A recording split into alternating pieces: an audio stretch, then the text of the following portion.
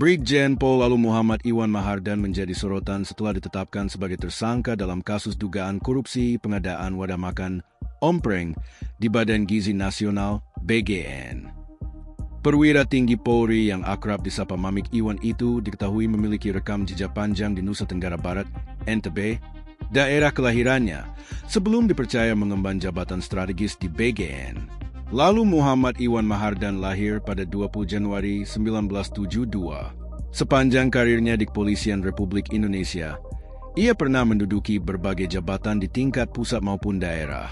Di NTB, ia sempat menjabat sebagai Auditor Madya Tingkat 3 Inspektorat Pengawasan Daerah, Itwasda, Polda NTB sejak Agustus 2021.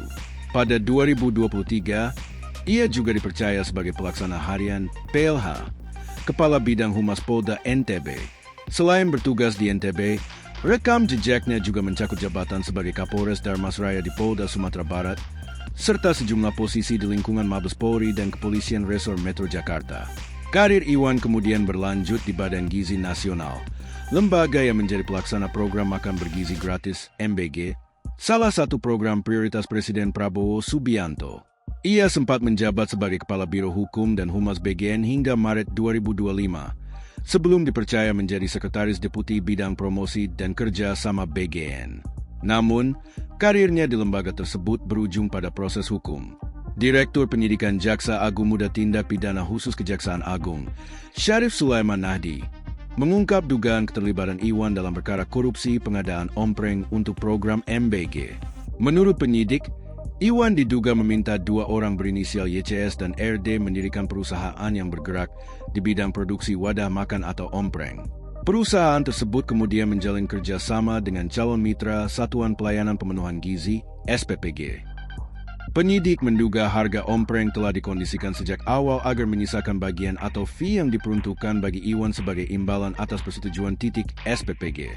Dalam harga tersebut sudah termasuk ada bagian kepada saudara LMI agar titik SPPG tersebut diaprove atau disetujui dengan penjualan Ompreng itu, ujar Syarif dalam konferensi pers di Gedung Bundar Kejaksaan Agung, Jakarta, seperti dikutip dari Tribun News, Kamis, 2 Juli 2026. Atas dugaan tersebut, Iwan dijerat pasal 12 huruf A, B, dan E Undang-Undang Tindak Pidana Korupsi Yungto Undang-Undang Nomor 1 Tahun 2023 tentang KUHP. Ia kini menjalani penahanan selama 20 hari di Rumah Tahanan Salemba Cabang Kejaksaan Negeri Jakarta Selatan. Polri tegaskan tidak ada impunitas. Penetapan tersangka terhadap perwira tinggi Polri berpangkat Brigadir Jenderal itu mendapat tanggapan dari Mabes Polri. Kepala Divisi Humas Polri Irjen Johnny Edison Isir menegaskan institusinya menghormati proses hukum yang dilakukan Kejaksaan Agung. Polri bersikap tegas sesuai ketentuan kedinasan yang berlaku dan berkomitmen tidak ada impunitas terhadap setiap individu personel Polri yang melakukan tindak pidana, tegas Isir. Dengan penetapan tersebut, jumlah tersangka dalam perkara dugaan korupsi MBG bertambah menjadi 7 orang. 6 tersangka sebelumnya yakni mantan Kepala BGN Dadan Hindayana, 2 mantan Wakil Kepala BGN Soni Sonjaya dan Lodewijk Pusung, Asep Yusuf Somantri, Komisaris PT Yasa Arta Trimanunggal Andri Mulyono, serta Ketua Yayasan Indonesia Food Review (IFSER), Glory Harimasi Hombing. Mereka diduga terlibat dalam berbagai praktik, mulai dari pengaturan titik SPPG, penggelembungan harga pengadaan barang dan jasa, termasuk 21.801 unit motor listrik senilai sekitar 1 triliun rupiah, hingga dugaan suap untuk memperoleh titik dapur MBG. Rumah di Lombok Barat tampak sepi. Pasca penetapan sebagai tersangka, rumah Brigjen Lalu Iwan di Kecamatan Gerung, Kabupaten Lombok Barat, tampak sepi.